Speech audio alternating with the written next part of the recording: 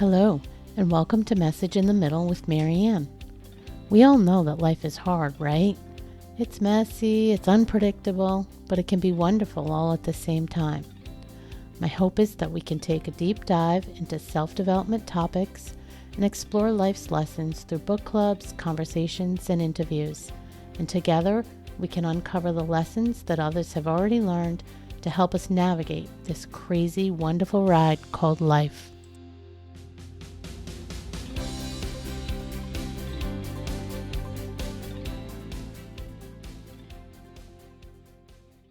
Hello and welcome to Message in the Middle. I'm your host, Marianne, and joining me today is one of our favorite guests, Shiloh Minor. Today we're talking about some of our own struggles and recent realizations that I think many of you will relate to. Before we get into that, though, let me reintroduce Shiloh. She's a devoted wife and mother of 2 young boys who empowers women to build the marriages they've always dreamed of, rich in connection and contentment. She also helps break generational cycles of emotional neglect, guiding women toward the love, support, and affection they deserve. Hello and welcome back to the show. Hey, great to be here. Good to see you. I feel like we should put a disclaimer that everything possible that could happen to us leading up to being able to talk to each other has just happened in the last, 45 minutes. So, if anything crazy happens, guys, we're going to roll with it. We already said we're going to roll. We're going to roll with it.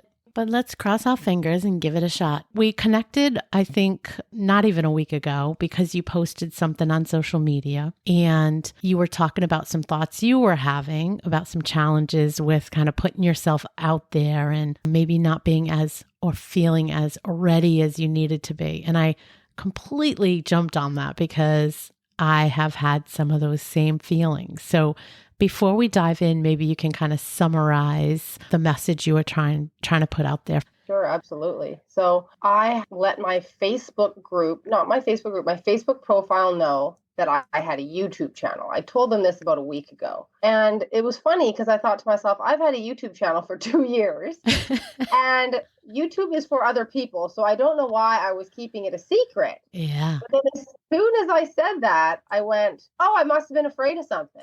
Why would I have a YouTube channel and keep it a secret? And so I put it on my Facebook profile and, some of my good friends said, you do great. Like, let me check it out. And I wake up the next day and there's like 500 more views than normal and people are commenting. And somebody from the internet who I've never met said, wow, that video really resonated with me. I want to talk to you about getting some support. And it was like, I guess I was ready. Yeah. And the thing I love, many things about you, but one of the things I love the most is the way that you really identify and dissect what's going on. Like you said, you quickly was like, what am I afraid of? Right. And that's it. I mean, that's the key to breaking the patterns and changing perspectives and defaults. It's recognizing first that something's going on, and then taking a hard look at it and seeing how you can change that perspective. That said, the reason it jumped out at me is because I've had some very similar experiences, some of those same feelings with the stuff that I'm doing. And I talked about it actually in previous episodes where one of the guests posted something on Linked. And for me, and those listening know that I still have a daytime job that I do full time, and I'm still sort of in that between world. Like I'm not a really, quote unquote, really guys, an entrepreneur, but I'm doing all the things, right? So when the person went to put it on Linked, I was like, ooh, wait, no, everybody, because that's for those that don't know, that's really the professional social media network, right? So I kind of had that freak out moment and a reaction that I immediately had, but then I stopped myself, similar to you. And I said, well, no, let's just do it. Let it roll. I mean, what's the worst that can happen? Right?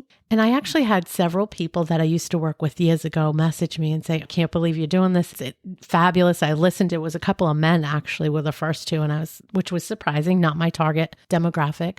But I thought to myself, well, that wasn't so bad. In fact, it was kind of cool hearing from some old colleagues who thought I was doing a good job and making a difference. But I still find that I struggle with that. So I think that was really why I wanted to bring it here, because I think sometimes, and you've talked about this before too, we show up, we're on social media, and it can look in a glimpse Like it's all easy, like we're all put together, like we're not having these issues like everybody else does. Yeah, that's not true. Yeah, even to the point what I've learned, like I've been in, quote business for 5 years, and I started when my kids were babies, just 1 and 3. So I started real slow. But I always had this same as you, kind of this like it's not my real job, like my kids are my real job. Yeah. So that allowed me not to put too much pressure on myself, Yeah. right? Where I kind of Yes. lean back from that entrepreneurial label, or like I have a business label, even listen to my voice. Like I'm like, blah, blah, blah, right? Yeah. So it's not so that it's easy. It's actually that anybody who's continually growing is always doing the stuff that makes them uncomfortable. Yes. Yes. Like continually. So when I first started, my very first move was I bought a business program called Uncage Your Business, which was amazing. Rebecca Tracy. And she was like, you keep it simple, you find your niche, and you just start talking about it. And so the first assignment is I had to post on Facebook what I was doing. And I was just sweating. Like,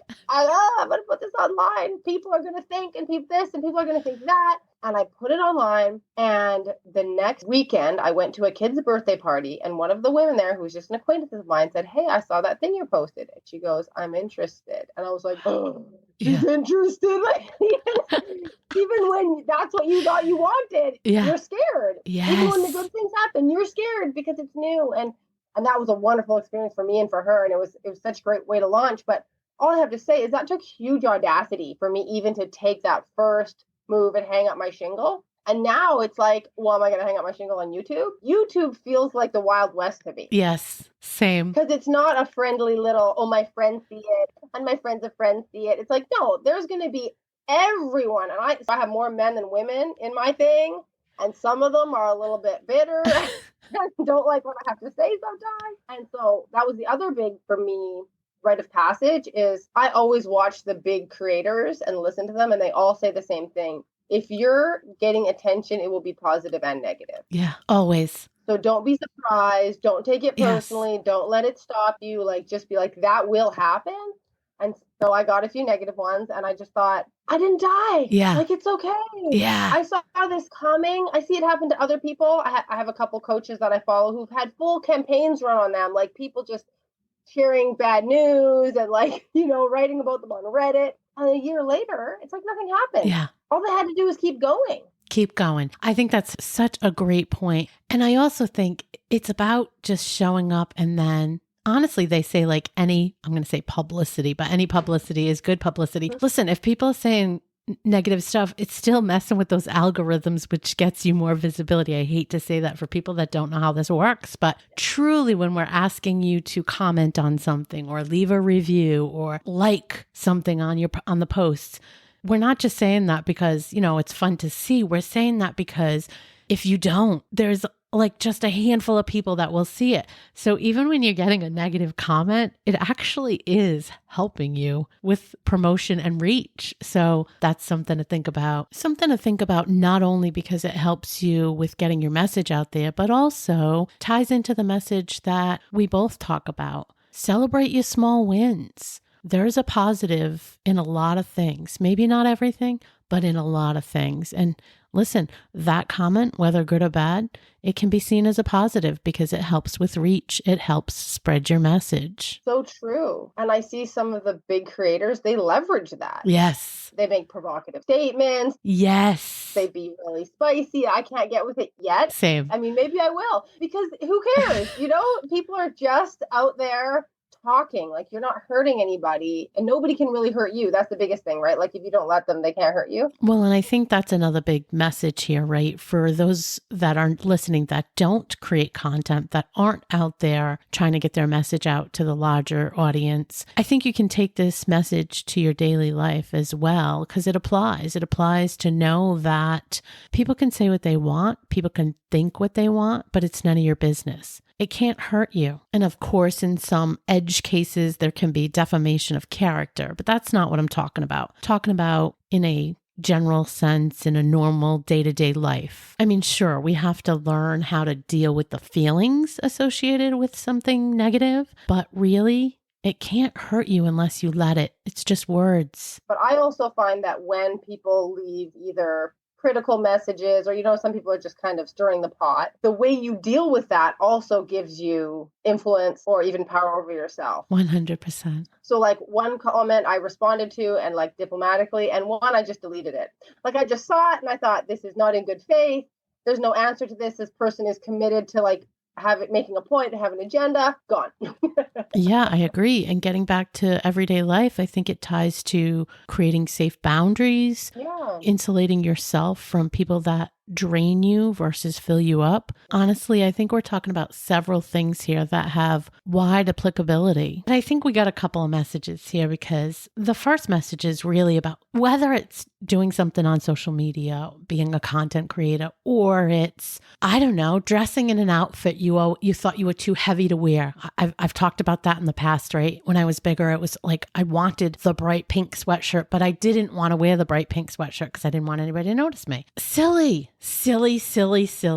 Or it's, I want to try a hobby, but I'm afraid because I don't know how to do X hobby. So many people say that all the time, right? They don't want to try because they're scared they're going to look silly. And I think we're just saying that you got to put yourself out there and you got to be pushing those limits and those comfort zones all the time, to your point, to keep growing. Right. It's the only way. So worth it too. Like it made me think of the hobbies thing. My boys are in a breakdancing class, which is part of a whole studio called Sparkle Dance.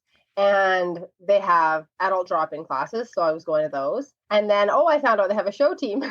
So I joined the show team. Good for you. I'm a novice dancer. Like I didn't dance as a kid. The whole reason I was there was because I didn't dance for a kid. I played basketball. I was that kid, right? Yeah. So I was like, I'm going to go and join show team. And at first I was really nervous. I thought, how good do I have to be on the show team? Like, I can't do some of these moves. Like, my body is still stiff.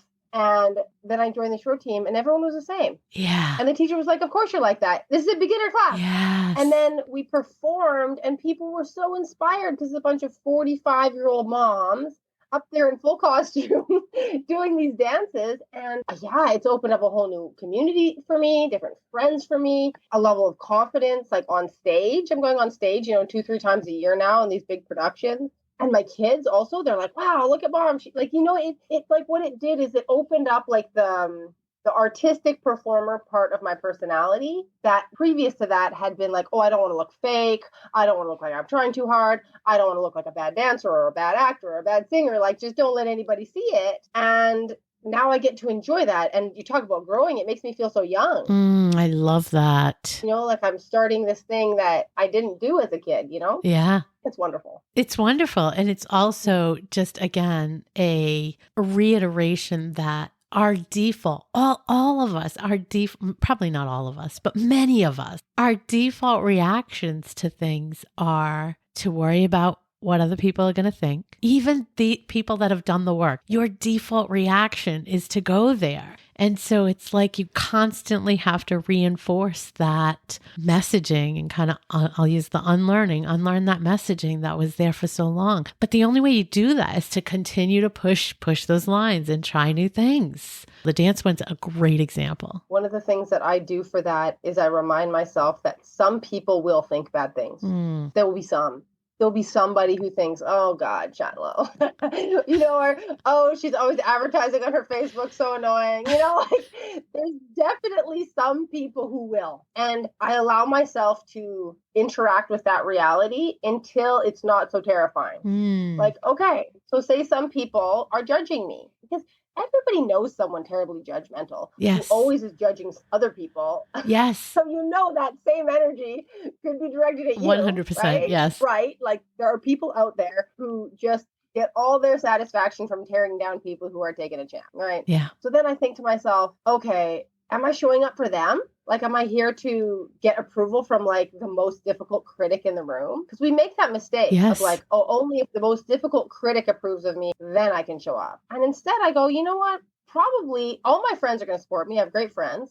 My family's going to support me. So those people are all fine. And if I'm cringe or a little bit weird sometimes, which I will be because I'm trying something new, right? They're actually going to be impressed with my courage. Yes. And that's what they tell me all the time. And there, ladies and gentlemen, is how you flip the perspective.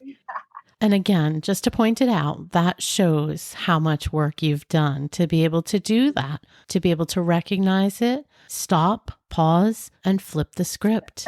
For most of us, we're not born that way, right? We need to do the work to get to a point where we can recognize it and do that flipping of the script. I mean, we have to be honest with people because you're right, but that's the dialogue people have to have with themselves. I think Mel Robbins, a lot of people follow Mel Robbins, and she's on that new book tour, right? It's Let Them is the name of it. And that's like her thing. That's what I was just thinking when you were saying that. It's like, so what if they think badly about you? Let them. Like, what's the worst that happens? They're not going to be your friend. They're not really your friend anyway. Yeah, they were. You didn't like them anyway. Right. Like, you didn't like them. You didn't want to be around them, but now you want them to like you. Right. That's the weird twist up we get it, right? Right. Instead, take your power and be like, I don't really like that person. Yeah. I don't have to care what they have to say, right? I think the other thing that I wanted to hit on, which kind of fell into that same conversation you were having or you and I ended up having, was that there's a lot of work behind the scenes that people don't see. And we're in a sea of millions of people. I don't know the number, but it's a lot. There's a lot of people trying to do, I'm going to say with quotes, the same thing. Now, I know the right people will find you. The people that love you might not love me. The people that love me might not love this guy. You know,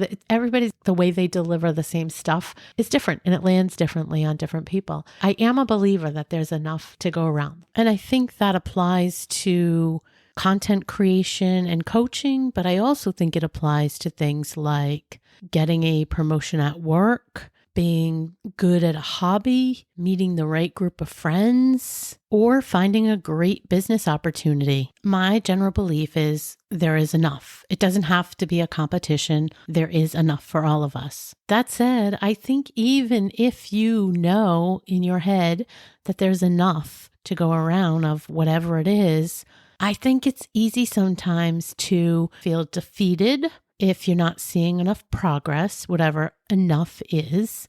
And also, if you play the comparison game. I think when we get caught in that cycle of thinking, that's where we start running into trouble. And that could show up as you're feeling like you're not making the kind of progress you think you should be doing or that your neighbor is doing. We can be trying to lose weight. We talk about that all the time. You're doing all the things, and yet the scale's like just inching down, or could be hoping for a promotion at work or a new title. Whatever it is, you're trying to learn to dance and it's taken you a long time to learn that one dance move. The important part is you're still making progress, and you have to notice the little things. And I think you and I both have had experiences. You just talked about one where somebody said something to you and said, hey, that really hit me.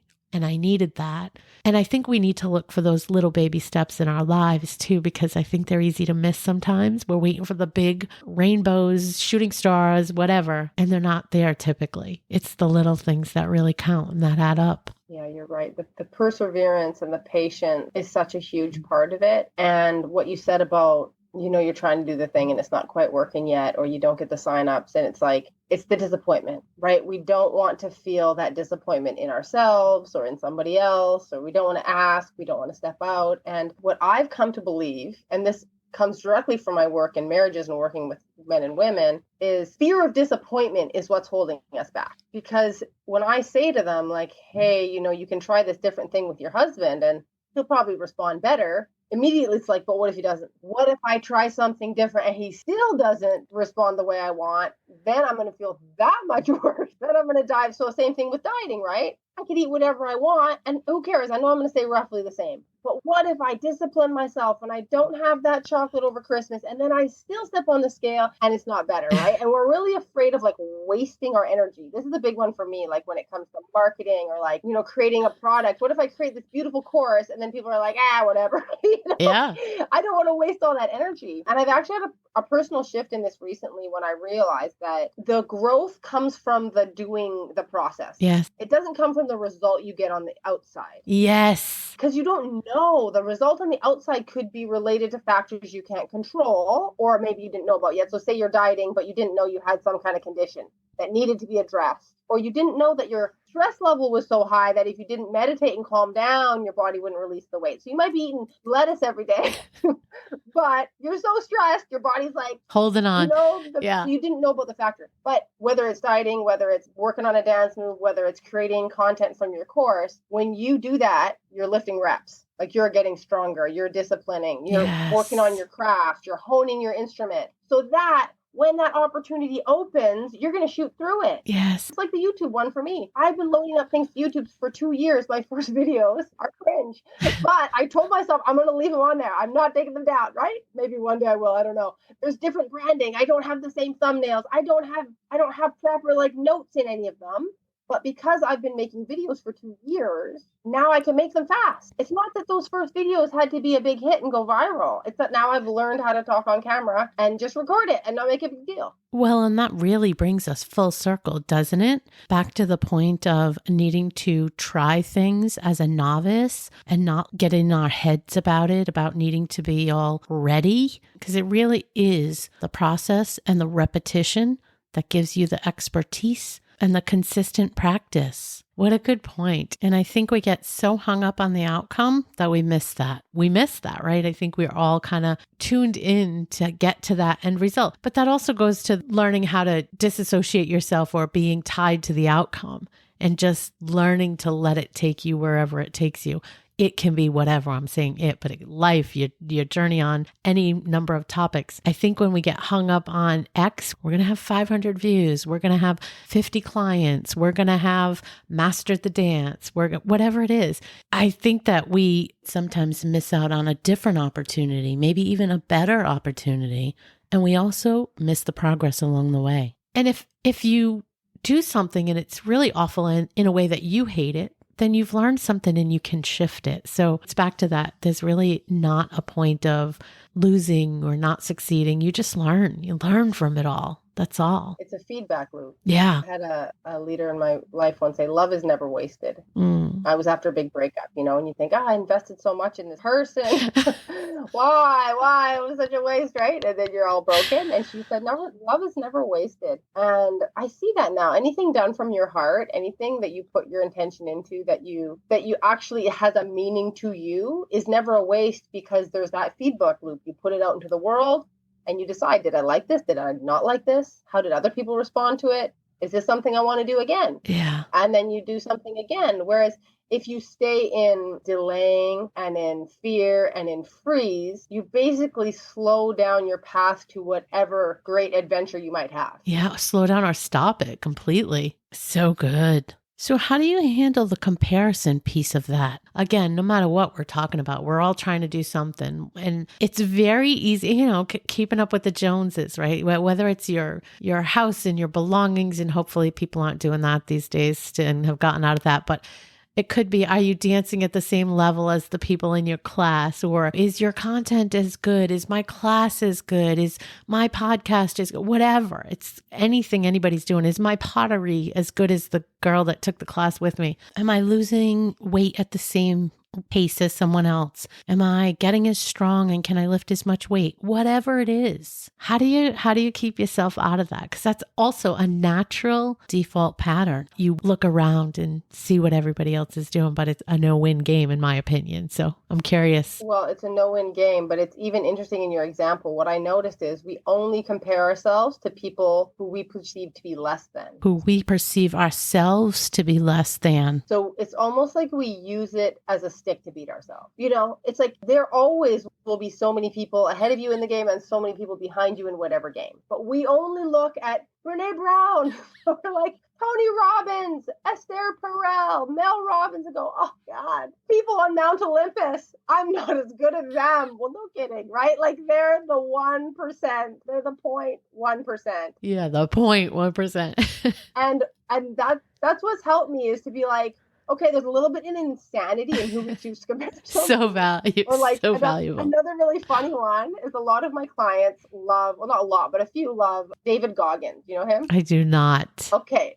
So he is like an ex-Navy SEAL, like the archetype of discipline, like It's like crack the code on being like a manly man and like running through pain, you know? And we all really admire him because he has such control over his body. He never indulges, he never gets distracted. It's just like laser focused. But I said to one of my clients, I said, why are we picking someone who's like on the polar other end of the spectrum from ourselves? Yeah. Like, you know, we're women, we have cycles, we're not consistent every single day. Maybe we have kids. Like, there's no chance for us to live a life like that. Yeah. But we go and we idolize somebody who we have no chance of ever coming near. I've also noticed women do this with their bodies. If you're skinny and lean, you're idolizing the curvy girl. Yeah. If you're curvy, you're like, oh, if only I was really skinny and had no curves. And it's blonde like, hair, okay, brunette hair, whatever, curly, exactly. straight. Yeah. So one of the tricks I did is I start comparing myself to people similar. So I look for celebrities who look kind of like me. I look for creators who look kind of like me, you know, so it's kind of familiar. It's like, oh, here's people who are kind of my type. It makes me feel normal. It makes me feel like I fit in, especially in the social media world, because that's what we see every day, right? Yeah. Oh, other people who are kind of normalizing my lifestyle. And then the other thing, coaching has really helped me with this, because now that I've seen the inner workings of so many people's lives, I know that we're not different. Like, not at all. We are not different. There's nobody who has arrived and you have not arrived. You know, like they're dealing with human problems on a different plane of it. They're dealing on it with more money. Maybe they're dealing on it with a husband and you're dealing with no husband. You know, like they're dealing with it with 10 grandkids and you have only one. Like, you know, we find problems in the circumstance, but so much of what you're envying, you might not even want. Yeah. When you were saying about, I forgot his last name again. Oh, David Goggins. Yeah. I was actually thinking, but would you really want to be him? Yeah, exactly. Right. But to your point, I think we envy people that we see sort of the highlights of, but would we really want that life? I'm not saying some people might want to be that disciplined, but I don't know. You're cutting an awful lot out of your life too. So you have to really think about, would you want it, or do you just want that pretty end result? And yeah, I think it's important to think about those things, what you really want your life to be like. Or even following people who have what you really want, but in a holistic sense, right? Yeah. So I like following creators who talk about their families a lot, you know, who are trying to struggle with that incorporation of family into a successful life. And that's like a big part of the conversation, because that's how I want to live. And I know that for people who focus on success only, often they don't have children, or often, you know, they have compromised a lot of those years to the success grind. And so I realized it's not reasonable for me to compare myself to those people. That's a really good point. It is a really good point, because, you know, there's this whole shift now away from saying you have to have balance, right? People can have balance and we can have it all. And I think we as women, and I do think that we can have it. I am still somebody that thinks we can have it all. But when I say that, it's a little bit different.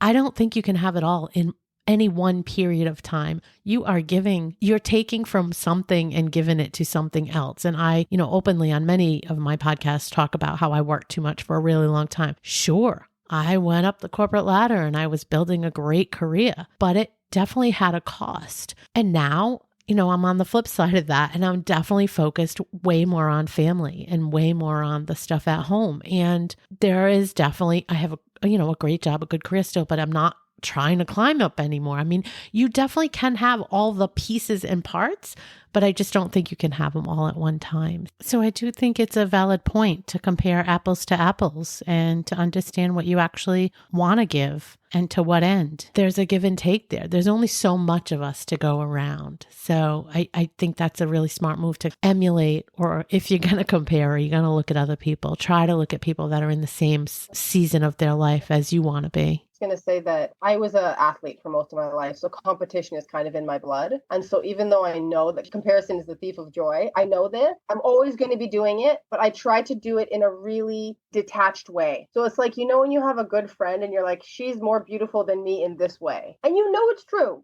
Like, you know what I mean? Or her hair is longer and fuller, or whatever it may be, but you're not like hurting because of that. No, you're just admiring. You compare, but you admire. Yeah, you're not envious. So I try to do a lot of admiring comparison, so that also, because I understand that if I envy, or a lot of what we do as women go, oh, something's got to be wrong with her.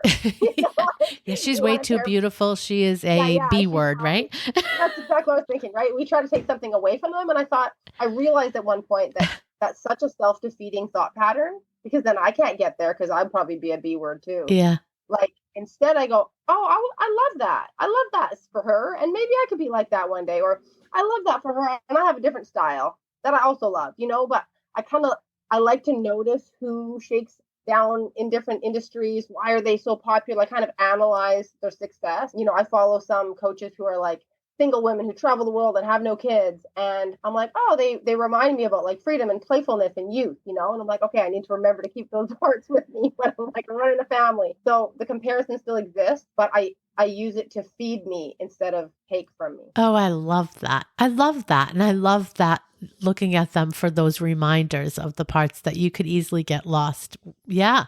That's a great way to look at it. Not the natural default, but again, think you got to do the work. It all goes back to all the conversations. It always goes back to noticing, being self-aware. If you don't have self-awareness, I don't know. I don't have any great advice.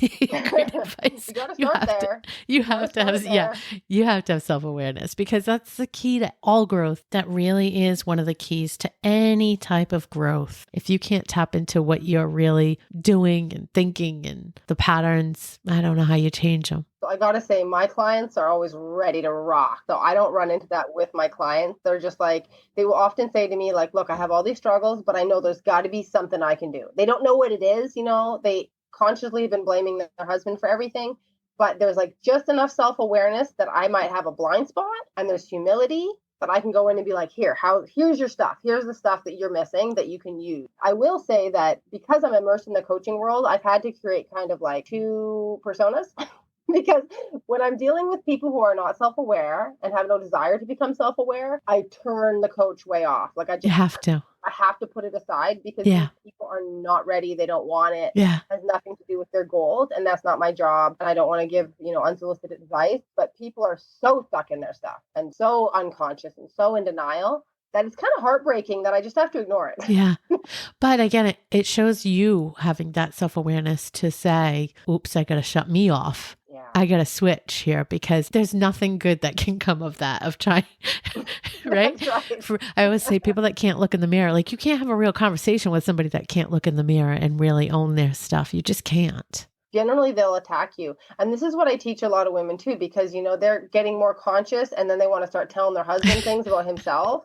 And I'm like, you can't tell him anything about himself. That's for him to ask about. Tell him about you. But tell him about you, because when you start holding up the mirror to someone who hasn't asked, they're going to feel attacked. Yeah. Because it is confronting. Like when you talk about doing the work, it's confronting. Sometimes we don't want to. Sometimes it kind of hurts. And so bringing a mirror to someone when they haven't asked is violating in a way. That was always the hardest part, I will say, about having a team, people underneath you.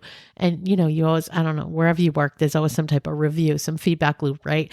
Anytime you had somebody that you knew was not very self-aware, you knew this conversation, no matter what the topic, it's just, you can't have a very authentic, real conversation, which will help, the relationship grow and the role grow, because the person can't look in the mirror. And I imagine it's exactly the same in a husband-wife relationship, because if they're not ready to look in the mirror, they can't look in the mirror. You can't, all you can do is change you. That's it. And how they react to it might change, and that's part of your work. Like you said, when you're working with people in the world, you'll notice that you have a trigger around someone else's process. Like, this person is still smoking and they've got lung cancer. I want to like beat them over the head with a stick, right? That's your trigger. Yeah. And so you get to work with you again. Yes. And you're not wrong. They should stop smoking. But it's not going to help them to tell them it. Right?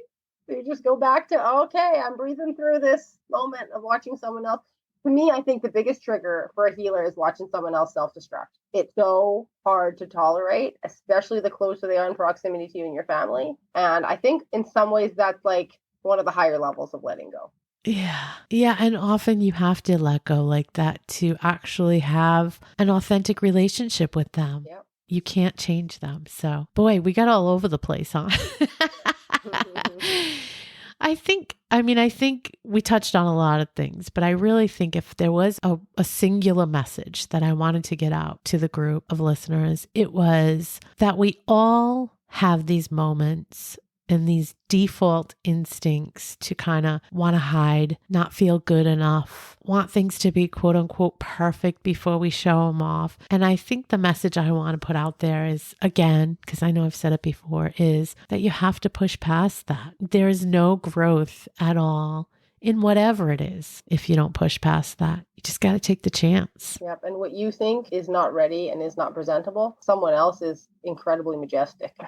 Like, it's really only your subjective judgment of and your standards. Like when you talked about comparison, I noticed for me as I admire these top performers, and then I think I'm not ready because I'm not them, which is crazy because they're whatever, top 1%. But someone else is going, well, that's amazing. Like, yes. You got a background, you got some life. Great. But I'm not thinking about those people. Yes. Those people are like, it's great. I want to see it. Just send it to me. And it makes me think of the friend who's like, I didn't come over to your house to see how clean it is. Like, I want to see you. Just come over. I'm still struggling with that one.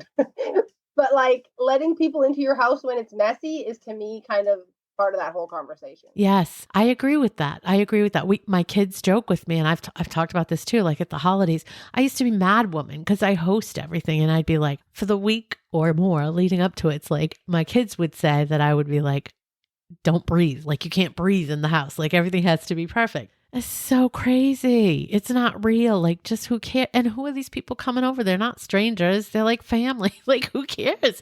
Who cares if there's a particle of dust on the bookshelf? I don't know, making it up. Whatever. It doesn't matter. Really doesn't matter. But yeah, we get hung up in these stories. So crazy. I see you chuckling. Yeah, because I'm thinking I need that message right now. I've got in-laws coming in a few days. They don't care. And I was just recently having a battle with my boys who wouldn't pick up a toy. And I'm thinking, well, yeah, I really kind of poisoned the environment. Don't do it. Just a little while ago.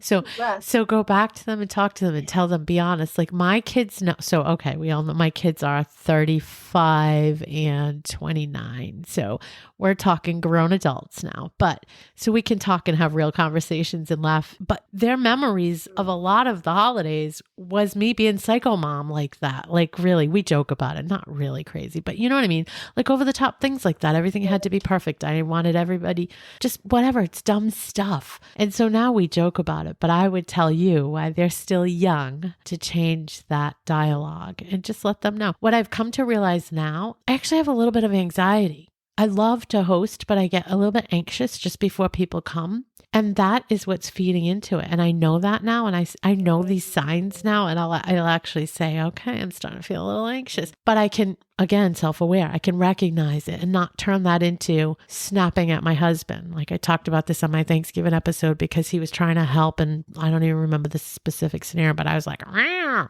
And it was just me being nervous and anxious and trying to get everything. And then I caught myself and I apologized to him.